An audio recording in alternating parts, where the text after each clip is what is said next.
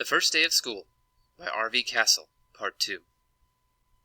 His mother and Audrey were talking about the groceries she was to bring when she came home from school at lunchtime. A 5-pound bag of sugar, a fresh pineapple, a pound of butter. "Listen!" John said. Downtown the sound of a siren had begun. A volley of automobile horns broke around it, as if they meant to drown it out. "Listen to them!" "It's only the National Guard, I expect," his mother said calmly. "They came in early this morning before light, and it may be some foolish kids honking at them, the way they would.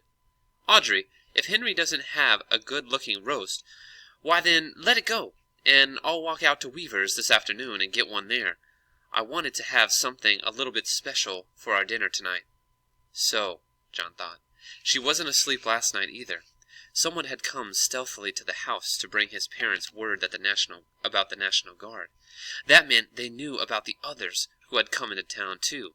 Maybe all through the night there had been a swift passage of messengers through the neighborhood, and the whispering of information that his mother meant to keep from him. Your folks told you, he reflected bitterly, that nothing is better than knowing. Knowing whatever there is in this world to be known. That was why you had to be one of the half-dozen kids out of some 900 colored of school age who were going today to start classes at Joseph P. Gilmore High instead of Webster. Knowing and learning the truth were worth so much, they said, and then left it to the hooting rain crow to tell you that things were worse than everybody had hoped. Something had gone wrong, bad enough wrong so the National Guard had to be called out. "It's 8:25, his mother said. "Time to get that snap sewed on right, Audrey."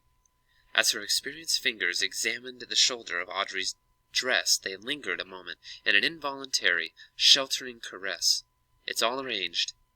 She told her children, "How you'll walk down to the Baptist church and meet the others there. You know, there'll be Reverend Candor, Reverend Smith, and Mr. Hall to go with you. It may be that the white ministers will go with you, or they may be waiting at school. We don't know.